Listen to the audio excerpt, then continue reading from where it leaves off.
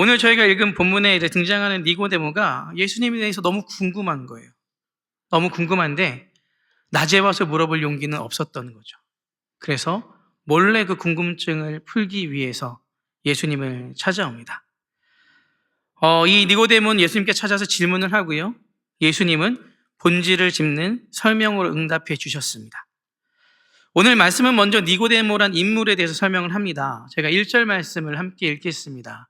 1절 말씀 시작. 그런데 바리새인 중에 니고데모라 하는 사람이 있으니 유대인의 지도자라. 니고데모에 대해서 설명을 하는데 첫 번째는 바리새인이라고 얘기하고요. 두 번째는 유대인의 지도자라고 설명을 합니다. 저희가 바리새인 하면 인식이 좀 좋지 않은데 실제로 그 당시 바리새인들은 정말 존경받는 집단이었습니다. 그 당시 이스라엘 인구가 한 50만 명 정도 됐다고 해요. 50만 명 중에 바리새인은 6천 명 정도 되었습니다. 그러니까 약 한 1% 남짓 정도 되는 집단이었습니다. 그 뜻은 구별된이란 뜻이고요. 구별된 사람들의 그 모임, 그리고 이들의 특징은 또 평신도 신앙 공동체였습니다. 이스라엘은 남북 분열 이후로 총 5개의 제국에게 지배를 받습니다. 아수르, 바벨론, 페르시아, 헬라, 로마에 의해 지배를 받게 되는데 이 바리새파는 헬라 시대 이후에 생겨난 그런 집단입니다. 헬라의 알렉산더가 젊은 나이에 갑자기 요절하거든요. 문제는 뭐냐면 후계자를 정해놓지 않고 죽었습니다. 그래서 이 거대한 헬라 제국을 4개의 나라로 나누는데 이스라엘이랑 관련된 나라가 2나라입니다.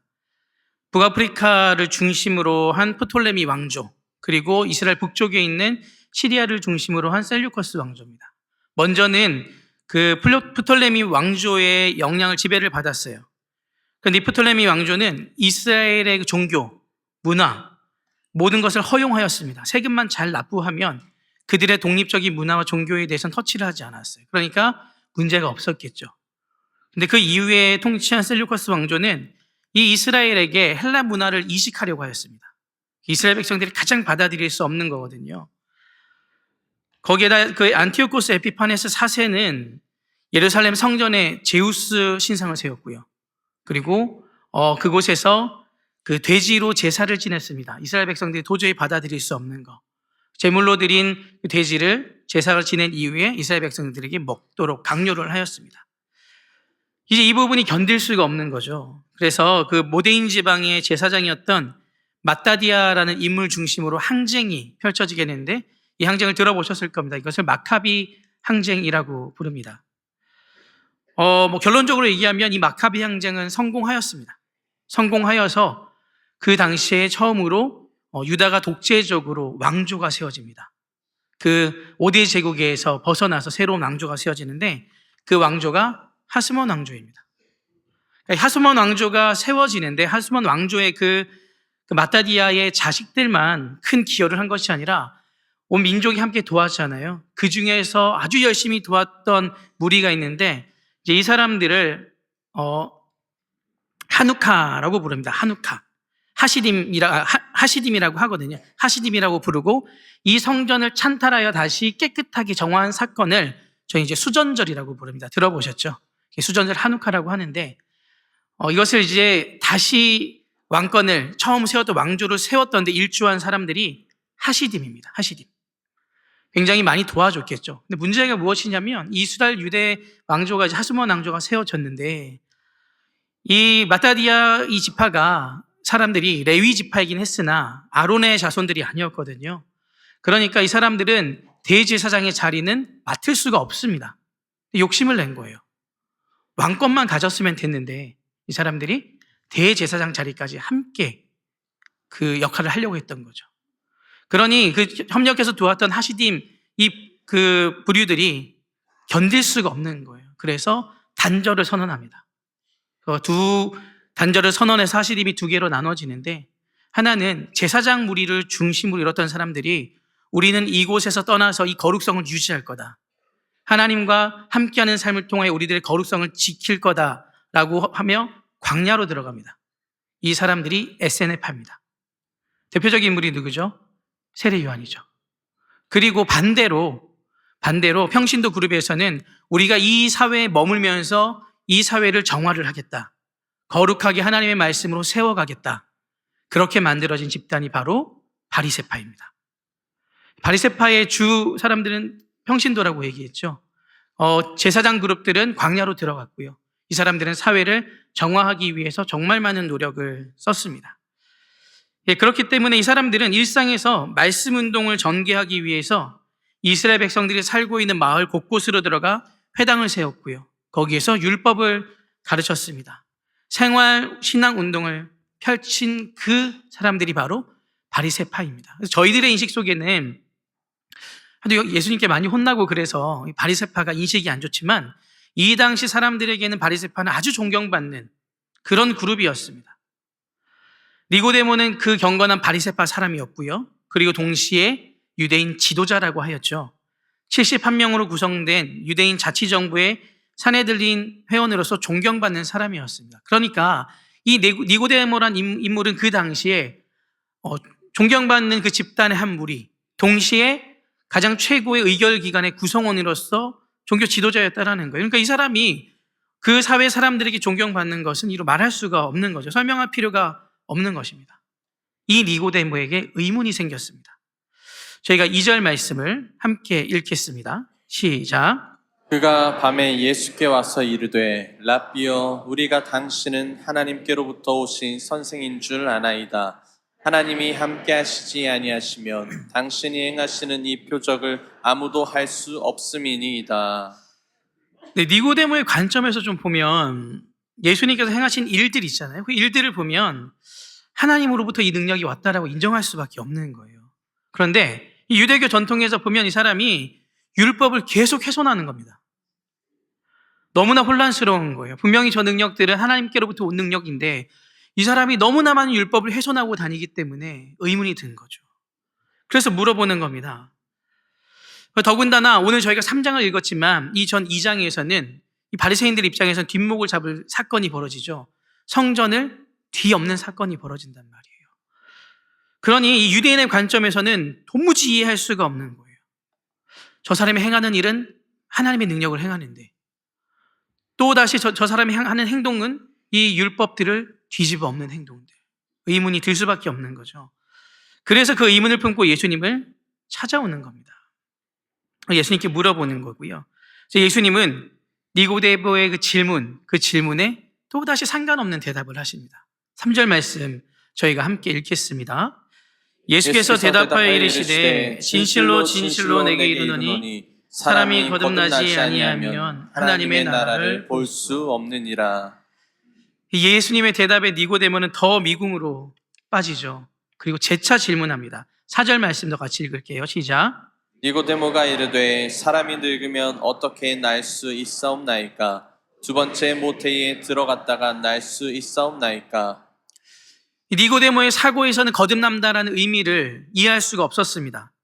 그래서 자신의 그 사고 체계 안에서 예수님의 말씀 이해할 수가 없기 때문에 되묻는 거죠.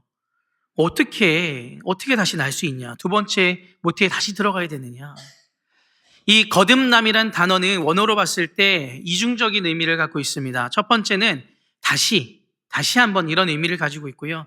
다른 하나는 위로부터라는 뜻을 갖고 있습니다.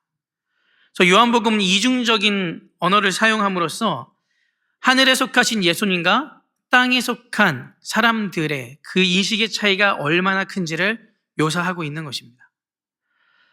예수님은 말씀하실 때 이 거듭남을 위로부터라고 말씀하셨습니다. 그런데 니고데모는 그것을 다시로 받아들인 거죠. 이런 니고데모에게 예수님께서 한 번 더 말씀하십니다. 3장 5절 말씀입니다. 예수께서 대답하시되 진실로 진실로 내게 이르노니 사람이 물과 성령으로 나지 아니하면 하나님의 나라에 들어갈 수 없느니라. 저희는 이 대답을 이해할 수 있잖아요. 그런데 니고데모는 더 이해할 수가 없는 거예요. 왜냐하면 이미 이스라엘 백성들은 하나님과 언약을 맺은 언약 백성이란 말이에요. 선택받은 민족입니다. 그런데 예수님께서 말씀하실 때 아브라함의 혈통으로부터 난 자손이 하나님의 나라를 들어가는 것이 아니라 물과 성령으로 다시 태어나야, 거듭나야 하나님의 나라를 볼 수 있다, 들어갈 수 있다라고 얘기하는 거예요. 물과 이 성령으로, 이것을 물과 성령 세례로 이해하시면 안 됩니다. 물은 어떤 의미인가요? 다시 죽었다가 살아나는 것을 의미하잖아요.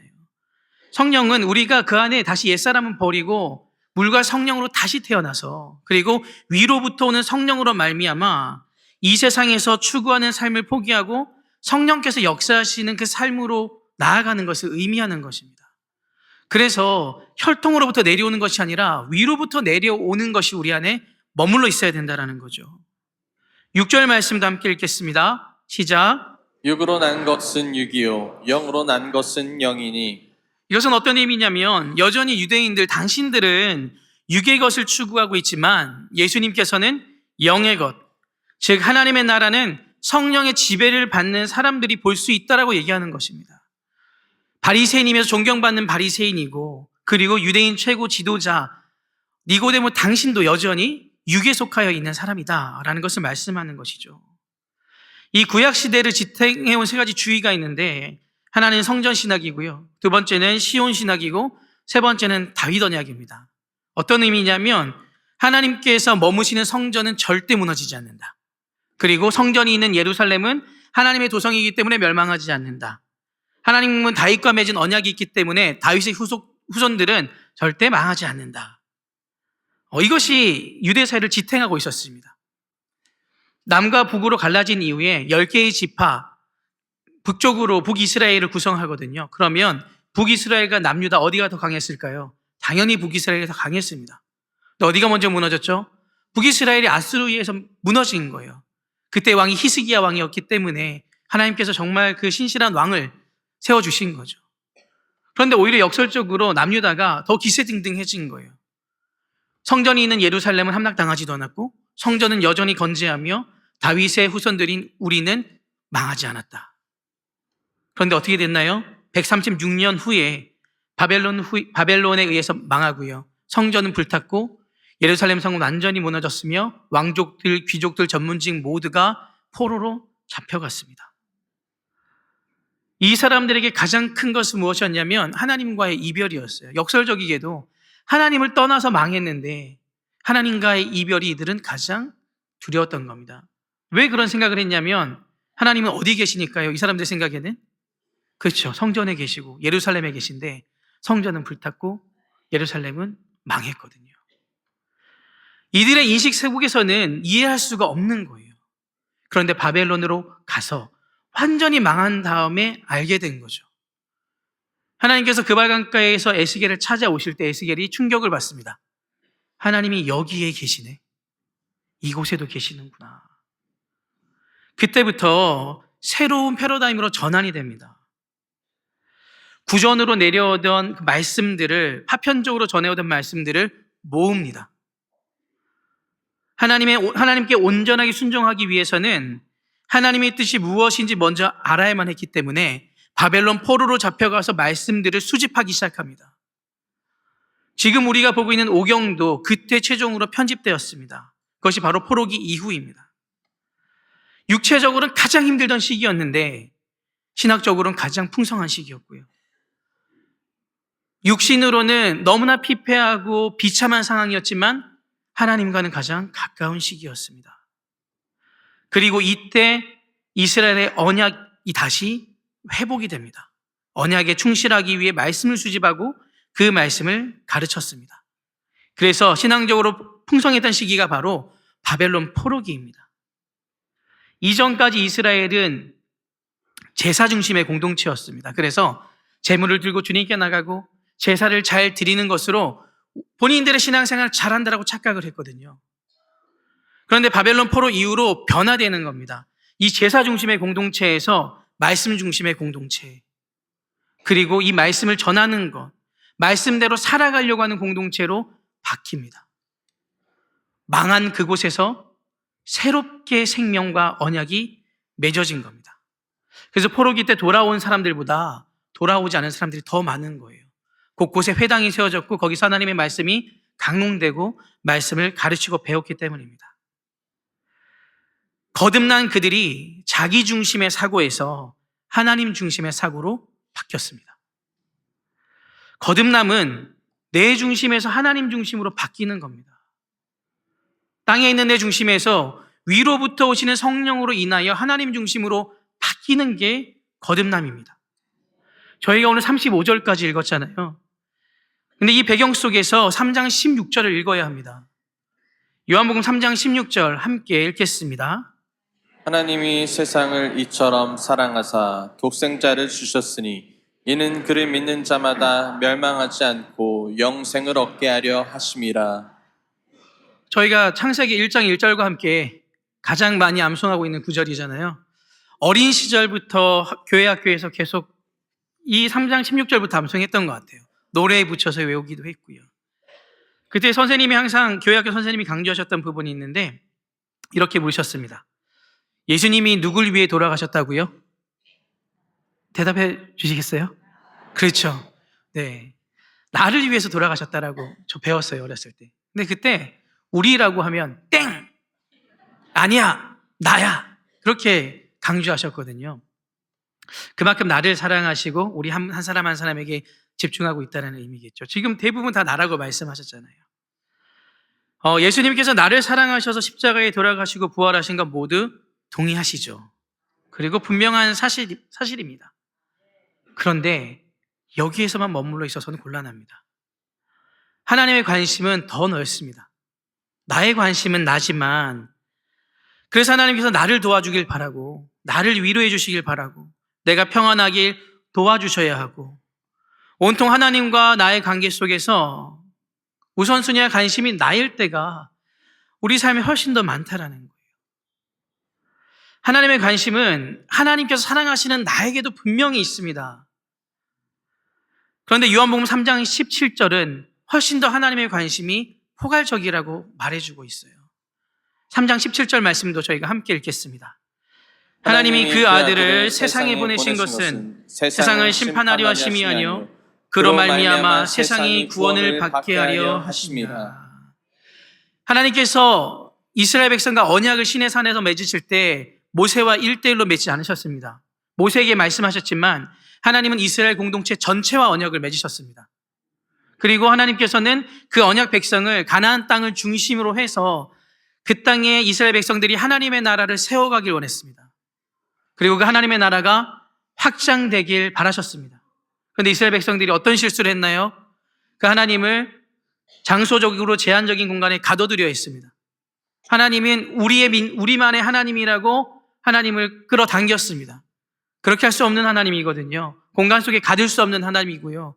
자기만의 민족이 하나님으로 가둘 수 없는 분이신데 그들은 그렇게 했다라는 거예요. 그 하나님을 제한하였습니다. 완벽한 착각이었습니다. 요한복음 17장 3절은 영생은 곧 유일하신 참 하나님과 그가 보내신 자 예수 그리스도를 아는 것이다 라고 얘기합니다. 어떤 의미냐면 이 요한복음의 핵심 키워드는 영생입니다. 영생. 이 영생은 영원한 생명만을 의미하는 것이 아니라 하나님의 통치에 그 안에 거하는 삶을 영생이라고 하는 것입니다. 영생은 하나님과 그가 보내신 자 예수 그리스도를 아는 것이다라고 얘기하고 있어요. 하나님의 통치하는 삶으로 들어오는 것이 주님께서 부여하신 신적인 생명, 참 생명이라는 겁니다. 구약의 이스라엘 백성들이 제사를 드림으로써 우리가 신앙생활을 충분히 잘하고 있다는 착각을 하였듯이 지금 이 세대를 살아가고 있는 우리가 하나님 앞에 예배 시간을 잘 지키고 예배 때나 눈물을 흘리고 기도하는 것으로 내가 신앙생활을 똑바로 하고 있다, 바르게 하고 있다라고 착각해서는 안 된다라는 것입니다. 그것이 바로 구약의 사람들이 실수한 부분입니다. 오늘 제목에 빗대어 말씀을 드리면 하나님 나라를 살아가는 그 삶에는 별 관심이 없고 내 나라를 살아가는 삶에 관심이 있지 않은가. 예배를 드림으로써 내 할 도리를 다 하고 있다라고 생각하며 하나님은 언제나 나와 함께 하셔야 되고 나를 도와주시는 그런 존재로 격화시키진 않는가. 예수님은 오늘 니고데모에게 그런 니고데모에게 명확하게 말씀하고 계십니다. 거듭나지 아니하면 하나님의 나라를 볼 수 없다. 물과 성령으로 나지 아니하면 하나님의 나라에 들어갈 수 없다. 그것은 니고데모를 향하여 너는 아직 하나님의 나라를 모른다라는 겁니다. 경건한 무리 속에 속하고 유대의 최고의 지도자인 니고데모 당신은 여전히 육의 것을 구하기 때문에 아직 모른다라고 책망하고 있는 것입니다. 이 시대를 그리스도인으로서 살아가고 있는 저희들은 어떻습니까? 육안에 갇혀서 영과 육 사이에서 갈등하거나 또 우리 개인적인 어려움으로 인하여 억눌려 있지는 않습니까? 하나님의 나라, 하나님의 통치 안으로 들어와 있는 삶에는 자유함이 있습니다. 고린도후서 3장 17절에 주는 영이시니 주의 영이 계신 곳에는 자유가 있느니라 라고 기록되어 있습니다. 이 자유는 어떤 자유냐면 세상의 가치관으로부터 자유입니다. 세상의 판단으로부터의 자유입니다. 우리가 그 주의 영으로 충만하게 되면 더 이상 그것을 쫓아가지 않습니다.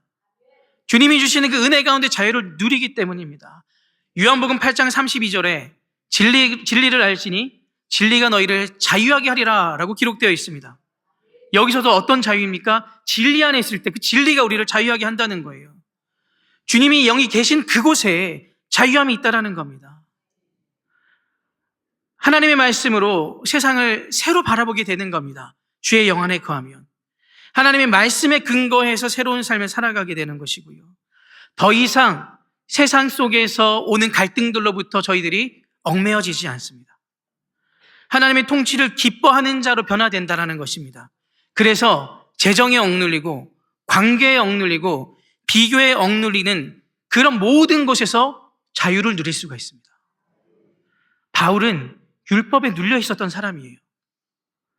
그런데 그가 거듭난 이유로 이런 고백을 합니다. 빌립보서 4장 12절과 13절 말씀 읽겠습니다. 나는 비천에 처할 줄도 알고 풍부에 처할 줄도 알아. 모든 일, 곧 배부름과 배고픔과 풍부와 궁핍에도 처할 줄 아는 일체의 비결을 배웠노라. 내게 능력 주시는 자 안에서 내가 모든 것을 할 수 있느니라. 어떤 상황에 처해도 괜찮은 거예요. 바울이 귀신 들린 사람 고쳐주고 어떻게 됐습니까? 칭찬을 들은 게 아니라 감옥에 갇혔잖아요. 그런데 거기서 무엇을 하죠? 찬양을 합니다. 어떤 상황에 있든지 주님의 은혜, 주님의 영 안에 있으면 자유하다는 거예요. 하나님을 찬양할 수 있고요. 하나님을 예배할 수 있고요. 선한 일을 계속할 수 있는 겁니다. 왜요? 주님의 통치 안에 있기 때문입니다. 하나님의 나라를 살아간다는 것은 바로 하나님의 통치 안에 있다는 겁니다. 거듭남이란 바로 이런 모습입니다. 하나님의 통치 안으로 들어오는 삶. 그 삶이 바로 거듭남임을 저희들이 기억하셨으면 좋겠습니다. 하나님의 통치 안에 들어있는 사람들은 더 이상 내 것을 하나님께 막 주장하지 않아요. 예수 그리스도의 그 십자가 부활이 머물러 있기 때문에 모든 초점이 그분에게 맞춰 있기 때문에 요한복음 3장 17절처럼 하나님의 관심 속에 그 관심을 두고 하나님께서 보시는 그곳에 우리가 서 있게 되는 것입니다. 하나님 나라를 살아가는 삶은 예수님이 누구인지 아는 삶이고요. 예수님이 이루고자 하는 하나님의 나라가 어떤 나라인지 궁금해하는 것이고요. 그리고 하나님의 통치 안으로 들어가는 삶. 그 삶이 바로 하나님의 나라를 살아가는 사람들의 모습. 바로 거듭난 사람의 모습이라는 것입니다. 우리도 그 하나님의 통치 안으로 들어가 보시지 않겠습니까? 그러면 하나님을 더 알기에 힘쓰십시오. 예수님께서 이루시고자 하는 하나님의 그 나라에 대해서 궁금해하십시오. 나의 앞길이 어떻게 될지 궁금해하지 마시고요. 예수님께서 세우고자 했던 그 하나님의 나라에 대해서 궁금해하시길 바랍니다.